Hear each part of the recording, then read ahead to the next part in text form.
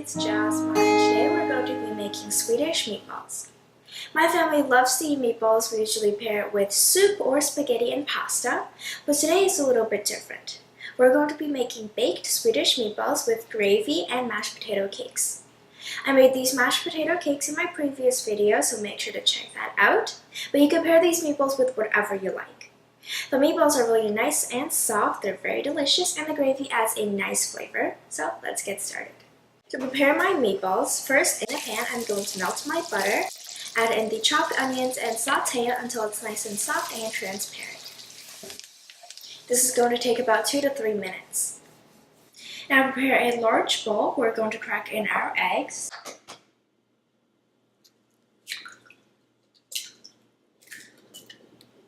We're just going to lightly mix that up. Now add in the salt, pepper, nutmeg, the sauteed onion and butter, and the oyster sauce.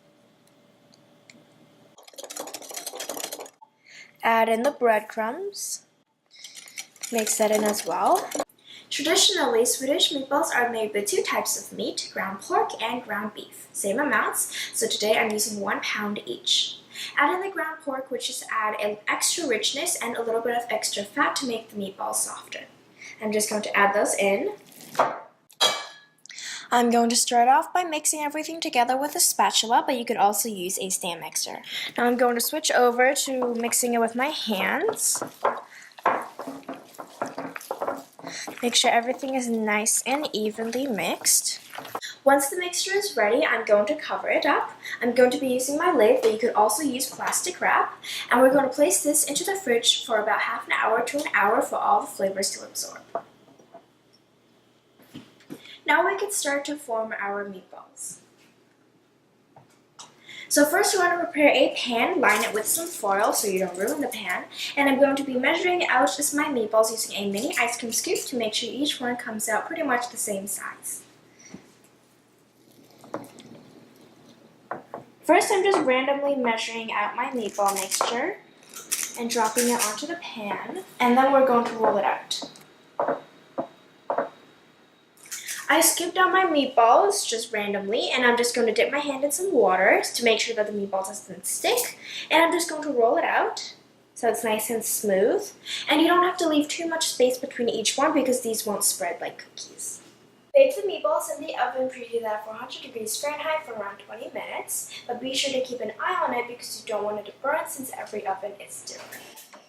To make the sauce, or the gravy, we're going to melt some butter in a pan on medium heat. Then we're going to sprinkle it in the all-purpose flour slowly and gradually, whisking it until it's completely disappeared because you don't want any lumps.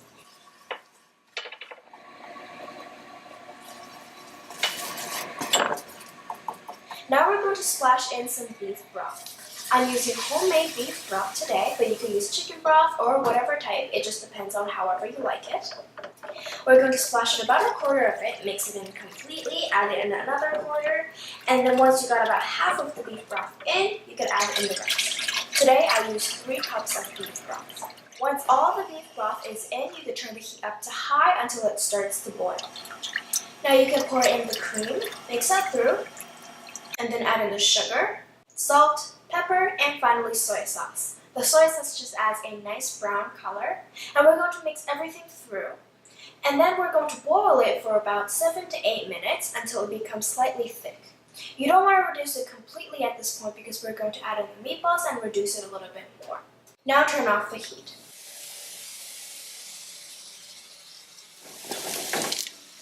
Once the meatballs are baked, you want to loosen it from the foil. Use a spatula and put it into the gravy. You do not want to dump in the meatballs because all of that is going to go into the gravy as well, and you want to get rid of it. Uh-oh. Now we're going to turn the heat up to high again and boil the gravy until it has thickened to your liking. But again, do not reduce it too much because it will continue to thicken up even after you turn off the heat. Today I'm using unsalted beef broth because I made it myself, but if you buy broth that is already salted, you might need to adjust the amount of salt that you add into the gravy. The meatballs are now ready and I'm going to place it onto a serving platter.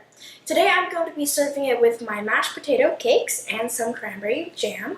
You can make it yourself or you could buy it in a grocery store. If you can't buy cranberry jam, then you could use pretty much any type of fruit jam, like strawberry jam would work, raspberry jam would also work. The sweetness in this meatball just makes it so much better, and it's the traditional way to eat Swedish meatballs. That's how you make Swedish meatballs with gravy. This is a very delicious meatball that is soft, has lots of flavor, and it goes perfectly with these mashed potato cakes, which I have a video on, so make sure to check that out. But you can also serve it with pretty much anything. You can eat it with pasta or rice. It just really depends on however you like it. I really hope you can try these out. This makes a perfect meal for really any occasion. Thanks for watching and see you guys next time. Bye!